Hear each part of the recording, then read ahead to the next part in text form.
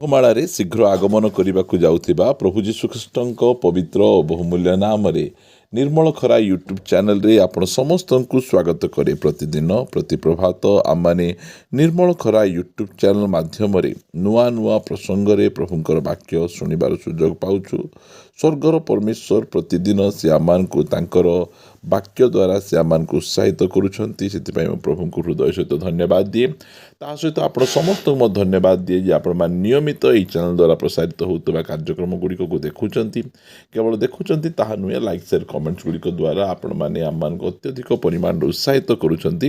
ପ୍ରଭୁ ଆପଣ ସମସ୍ତଙ୍କୁ ପ୍ରଚୁର ଭାବେ ଆଶୀର୍ବାଦ କରନ୍ତୁ। ଆସନ୍ତୁ ଆଜିର ପ୍ରସଙ୍ଗ ନିକଟକୁ ଯିବା।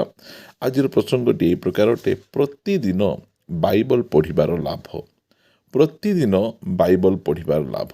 ପ୍ରିୟମାନେ, ପ୍ରତିଦିନ ବାଇବଲ ପଢ଼ିଲା ପରେ କେଉଁ ଲାଭ ମିଳୁଛି, ଆମେ ସେହି ବିଷୟରେ ଆମେ ଜାଣିବାର ଆବଶ୍ୟକ ରହିଅଛି।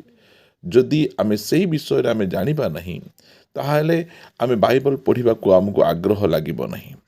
ଏହି ନବବର୍ଷରେ ଆମମାନେ ଯେ ପ୍ରକାର ପ୍ରତିଦିନ ଆମେ ବାଇବଲ ପଢ଼ିପାରିବା, ଏଥିପାଇଁ ମୁଁ କିଛି ବିଷୟ ଆପଣମାନଙ୍କୁ କହିବା ପାଇଁ ଚାହେଁ ଯେ ବାଇବଲ ପଢ଼ିବାର, ପ୍ରତିଦିନ ବାଇବଲ ପଢ଼ିବାର ଲାଭ କ'ଣ ଅଟେ। ଆସନ୍ତୁ ଗୋଟିଏ ପଦ ଆମେ ପଢ଼ିବା। ପ୍ରଥମ ପିତର 2 ଅଧ୍ୟାୟ 3 ପଦ। ନବଜାତ ଶିଶୁତୁଲ୍ୟ ପାରମାର୍ଥିକ ଅମିଶ୍ରିତ ଦୁଗ୍ଧ ପାନ କରିବାକୁ ଇଚ୍ଛା କର, ଯେପରି ତଦ୍ୱାରା ପରିତ୍ରାଣାର୍ଥେ ବୃଦ୍ଧି ପାଇପାର। ପ୍ରିୟମାନେ, ପ୍ରତିଦିନ ବାଇବଲ ପଢ଼ିଲେ ଆମମାନେ ପରିତ୍ରାଣରେ ଆମେ ବୃଦ୍ଧି ପାଇପାରିବା। ଆମେ ଯେ ପ୍ରକାର ଗୋଟେ ଛୁଆ ଜନ୍ମ ହୋଇଗଲା ପରେ ତାକୁ ସବୁଦିନ କ୍ଷୀର ଦରକାର ଅଛି। ଯଦି ସବୁଦିନ କ୍ଷୀର ଯଦି ପିଉନାହିଁ, ତାହେଲେ ଜାଣନ୍ତୁ ଯେ ସେଇ ଛୁଆଟା ଗୋଟେ ସୁସ୍ଥ ସବଳ ଛୁଆ ନାହିଁ। ଆଜି ଅନେକ ମା' ବାପାଙ୍କର ମୁଣ୍ଡ ବଥା ଏହା ଅଟେ ଯେ ମୋ ଛୁଆ ଖାଉନାହିଁ, ମୋ ଛୁଆ ପିଉନାହିଁ। ଯଦି ଗୋଟେ ଛୁଆ ଜନ୍ମ ହେବ ଆଉ ସେ ଛୁଆ ଜନ୍ମ ହେଲା ପରେ ସେ କ୍ଷୀର ପିଇବ ନାହିଁ, କିଛି ଖାଇବ ନାହିଁ, ତାହେଲେ ମା' ବାପା କେତେ ବ୍ୟସ୍ତ ହୋଇଯିବେ। ଆଉ ସେ ଯଦି କ୍ଷୀର ପିଇବ ନାହିଁ କି କିଛି ଖାଇବ ନାହିଁ, ତାହେଲେ ଛୁଆଟା ବଢ଼ି କେମିତି ପାରିବ। ଯଦି ବଢ଼ିବାର ଅଛି ବୋଲେ ଆମକୁ ଖାଇବାକୁ ପଡ଼ିବ। ସେହି ପ୍ରକାର ପରମେଶ୍ୱରଙ୍କର ବାକ୍ୟ ଆମମାନଙ୍କର ଆତ୍ମାର ଆହାର ଅଟେ। ଏଇଟା ହେଉଛି ଅମିଶ୍ରିତ ଦୁଗ୍ଧ। ଏଠି କୌଣସି ମନୁଷ୍ୟର ବୁଦ୍ଧି ଜ୍ଞାନ ଦ୍ୱାରା କିଛି ବିଷୟ ମିଶାଯାଏ ନାହିଁ। ପରମେଶ୍ୱରଙ୍କର ବାକ୍ୟ ବାଇବଲ ପବିତ୍ର ଆତ୍ମାଙ୍କ ପ୍ରେରଣା ଦ୍ୱାରା ଏହା ଲେଖାଯାଇଅଛି। ସେ ପ୍ରତିଦିନ ଯେତେବେଳେ ଆମେ ବାଇବଲ ଆମେ ପଢ଼ିବା, ସେହି ସମୟରେ ଆମେ ପରିତ୍ରାଣାର୍ଥେ ଆମେ ବୃଦ୍ଧି ପାଇପାରିବା, ଉପରକୁ ଆମେ ବଢ଼ିପାରିବା।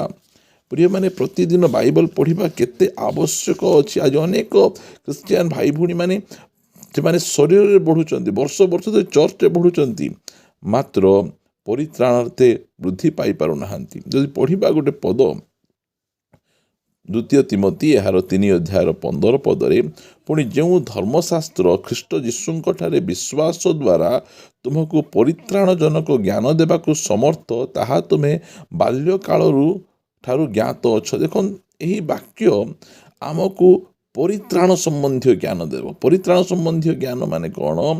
ଯେ ପରିତ୍ରାଣ ମାନେ ଉଦ୍ଧାର। ଆମେ କି ପ୍ରକାର ପାପରୁ ଉଦ୍ଧାର ପାଇପାରିବୁ, ଶାରୀରିକ ଅଭିଳାଷରୁ ଉଦ୍ଧାର ପାଇପାରିବୁ, ଆମେ ଯେ ପ୍ରକାର ଜଗତରୁ ଉଦ୍ଧାର ପାଇପାରିବୁ, ଆମେ ବିଭିନ୍ନ ବିଷୟରୁ ଯେ ପ୍ରକାର ଆମେ ଉଦ୍ଧାର ପାଇପାରିବୁ, ଏଥି ନିମନ୍ତେ ଏହି ବାକ୍ୟ ଆମକୁ ଜ୍ଞାନ ପ୍ରଦାନ କରିବ। ଆଜି ଅନେକ ଜଣ ପାପରେ ପଡ଼ିବାର କାରଣ କ'ଣ? ସେମାନେ ପରିତ୍ରାଣଜନକ ପାପରୁ ଉଦ୍ଧାର ପାଇବାର ଜ୍ଞାନ ସେମାନଙ୍କ ପାଖରେ ନାହିଁ। ପରମେଶ୍ୱରଙ୍କ ବାକ୍ୟ ଆମକୁ ପରିତ୍ରାଣତେ ବଢ଼େଇବ, ଆଉ ପରମେଶ୍ୱରଙ୍କ ବାକ୍ୟ ଆମକୁ ପରିତ୍ରାଣଜନକ ଜ୍ଞାନ ଦେବ। ଏହି ଜ୍ଞାନ ଆମକୁ ସମସ୍ତ ପ୍ରକାର ପାପରୁ ଉଦ୍ଧାର କରିବା ପାଇଁ ସେ ଆମମାନଙ୍କୁ ଶକ୍ତି ପ୍ରଦାନ କରିବ। ପ୍ରିୟମାନେ, କାରଣ 16 ପଦରେ ସମସ୍ତ ଶାସ୍ତ୍ର ଈଶ୍ୱର ନିଶ୍ୱାସିତ। ଆଦି ପୁସ୍ତକ ଠାରୁ ପ୍ରକାଶିତ ପୁସ୍ତକ ପର୍ଯ୍ୟନ୍ତ 66ଟା ଯେଉଁ ପୁସ୍ତକ ରହିଛି, ସମସ୍ତ ଶାସ୍ତ୍ର ଈଶ୍ୱର ନିଷ୍ପୋଷିତ, ପରମେଶ୍ୱରଙ୍କର ପ୍ରେରଣାରେ ଲେଖାଯାଇଅଛି। ଏହା ଆମକୁ ଶିକ୍ଷା ଦେବ। ଦେଖନ୍ତୁ, ଏହି ବାକ୍ୟ ଆମକୁ ଶିକ୍ଷା ଦେବ। ଆମେ ସ୍ୱାମୀ ସ୍ତ୍ରୀ ଆମେ କେମିତି ରହିବା, ସମାଜରେ ଆମେ କେମିତି ରହିବା, ଆମେ କି ପ୍ରକାର ଭାବରେ ପାପ କ୍ଷମା ପାଇପାରିବା, ପରିତ୍ରାଣ ପାଇପାରିବା, ସ୍ୱର୍ଗକୁ ଆମେ ଯାଇପାରିବା, ଅନନ୍ତ ଜୀବନ ପାଇପାରିବା, କି ପ୍ରକାର ଭାବରେ ଆମମାନେ ପବିତ୍ର ହୋଇପାରିବା। ପ୍ରିୟମାନେ, ଏଇଟା ଆମମାନଙ୍କୁ ଶିକ୍ଷା ଦେବ। ଆମକୁ ପ୍ରତିଦିନ ବାଇବଲ ଆମକୁ ପଢ଼ିବାର ଆବଶ୍ୟକ ରହିଅଛି। ଅନୁଯୋଗ କରିବ। ଯଦି ଆମେ କୌଣସି ପ୍ରକାର ଭୁଲ ମାର୍ଗକୁ ଯାଉଛୁ, ଏହି ବାକ୍ୟ ଆମମାନଙ୍କୁ ଅନୁଯୋଗ କରିବ। ଏ ରାସ୍ତାରେ ଯିବା କଥା ନୁହେଁ, ସେଇ ରାସ୍ତାରେ ଯିବା, ଏଇଟା କରିବା କଥା ନୁହେଁ, ସେଇଟା କରିବା କଥା। ଏଇ ବାକ୍ୟ ଆମକୁ ଅନୁଯୋଗ କରିବ ଆଉ ଆମକୁ ସଂଶୋଧନ କରିବ। ଆମ ଭିତରେ ଥିବା ବିଭିନ୍ନ ପ୍ରକାର ଯାହା ଉଚିତ ନୁହେଁ ପରମେଶ୍ୱରଙ୍କ ଦୃଷ୍ଟିରେ, ସେ ସବୁଗୁଡ଼ିକୁ ପରିଷ୍କାର କରି ଆମକୁ ସଂଶୋଧନ କରିବ। କାରଣ ସେଥିପାଇଁ ପ୍ରତିଦିନ ବାଇବଲ ପଢ଼ିବାଟା ଆବଶ୍ୟକ। ଧାର୍ମିକତା ସମ୍ବନ୍ଧୀୟ ଶାସନ ନିମନ୍ତେ ଉପକାର, ଯେପରି ଈଶ୍ୱରଙ୍କ ଲୋକ ସିଦ୍ଧ ହୋଇ ସମସ୍ତ ଉତ୍ତମ କାର୍ଯ୍ୟ ନିମନ୍ତେ ସୁସଜ୍ଜିତ ହୁଏ। ପ୍ରିୟମାନେ, ପରମେଶ୍ୱରଙ୍କ ବାକ୍ୟ ଯେ କେତେ ଇମ୍ପୋର୍ଟାଣ୍ଟ, ଆମେ ପରମେଶ୍ୱରଙ୍କ ବାକ୍ୟକୁ ଆମେ ପଢ଼ିବା ଦ୍ୱାରା କେତେ ଆମେ ଲାଭ ଗୁଡ଼ିକ ଆମେ ପାଉଛୁ। ଆମେ ଯେତେବେଳେ ଆମେ ଦେଖୁଛୁ ରୋମୀୟ ପୁସ୍ତକ 10 ଅଧ୍ୟାୟର 17 ପଦରେ ଲେଖାଗଲା ଯେ ଅତେ ବିଶ୍ୱାସ ଶ୍ରବଣରୁ ଜାତ ହୁଏ। ଯେତେ ଆମେ ପ୍ରଭୁଙ୍କର ବାକ୍ୟକୁ ଆମେ ଶୁଣିବା, ଆମେ ସେତେ ଆମର ବିଶ୍ୱାସ ବଢ଼ିଯିବ। ବିଭିନ୍ନ ପ୍ରକାର ବଡ଼ ବଡ଼ ସମସ୍ୟା ଗୁଡ଼ିକ ଆସୁଥିବ, ଆଉ ସେ ସମସ୍ୟା ସମୟରେ ଯଦି ପ୍ରଭୁଙ୍କର ବାକ୍ୟକୁ ଆମେ ପଢ଼ୁଥିବୁ, ତାହେଲେ ଆମ ବିଶ୍ୱାସ ବଢ଼ି ଯାଉଥିବ। ଦେଖନ୍ତୁ, ଗୋଲିଆଥ ସମ୍ମୁଖରେ ସମସ୍ତେ ଥରଥର ହେଉଥିଲେ, ସମସ୍ତଙ୍କର ବିଶ୍ୱାସ କାମ କରୁନଥିଲା। ମାତ୍ର ଦାଉଦ କୌଣସି ପ୍ରକାର ଭାବେ ଥରଥର ହେଲେ ନାହିଁ। ଦାଉଦଙ୍କର ବିଶ୍ୱାସ ଟଳମଳ ହେଲା ନାହିଁ।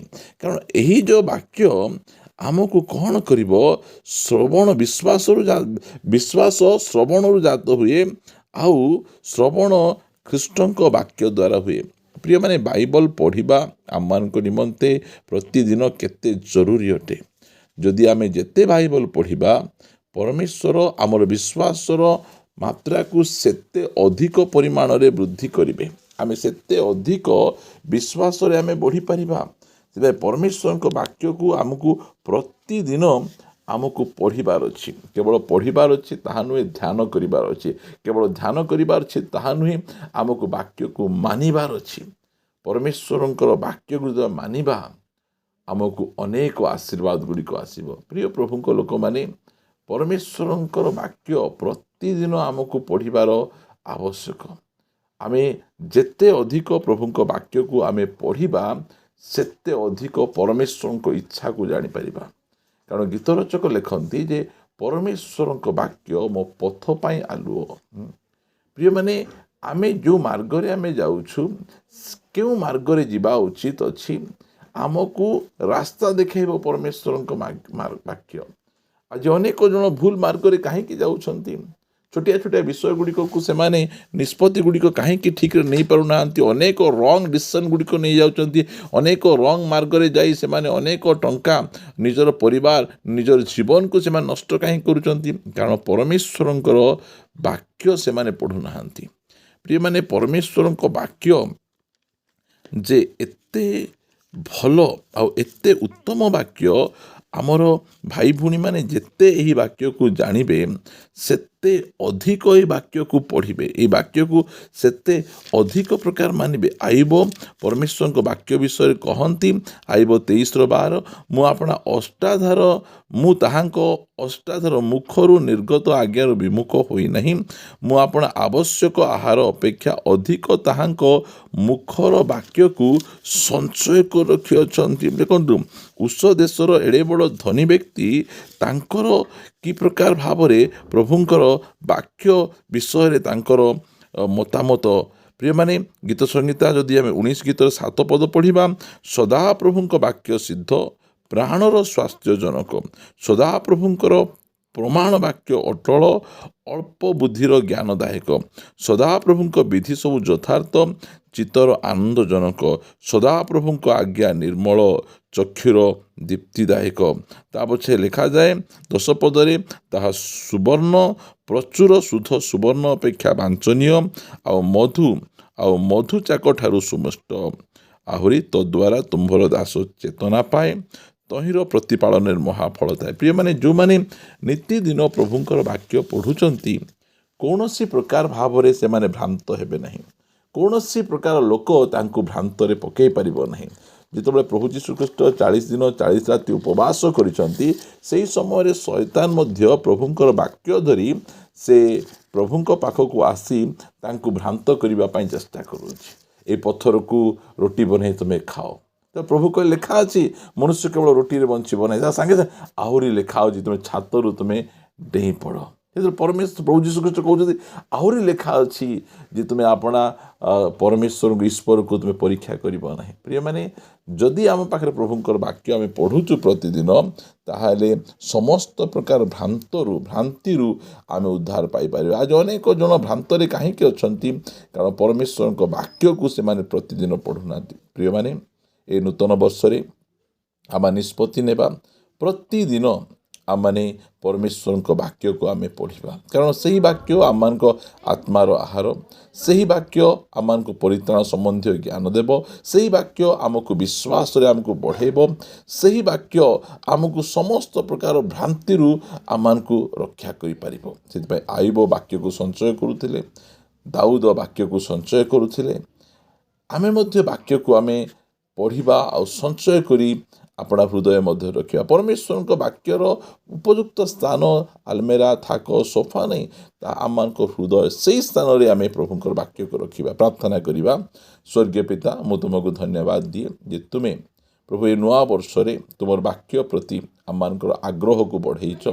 ଆମେ ଆହୁରି ଅଧିକ ପରିମାଣରେ ତୁମର ପବିତ୍ର ବାକ୍ୟକୁ ପଢ଼ିବୁ ଆଉ ଆତ୍ମିକ ଜୀବନରେ ଆମେ ବଢ଼ିପାରିବୁ। ଅନୁଗ୍ରହ ପ୍ରଦାନ କର। ମୁଁ ପ୍ରାର୍ଥନା କରେ ସବୁ ଭାଇ ଭଉଣୀମାନେ ପ୍ରଭୁଙ୍କ ବାକ୍ୟକୁ ଅତ୍ୟଧିକ ପରିମାଣରେ ସେମାନେ ପଢ଼ିବେ, ଧ୍ୟାନ କରିବେ ଆଉ ସେ ବାକ୍ୟକୁ ପାଳନ କରି ଜୀବନରେ ସେମାନେ ସଫଳ ପାଇପାରିବେ। ଦୟାକରି ସାହାଯ୍ୟ କର।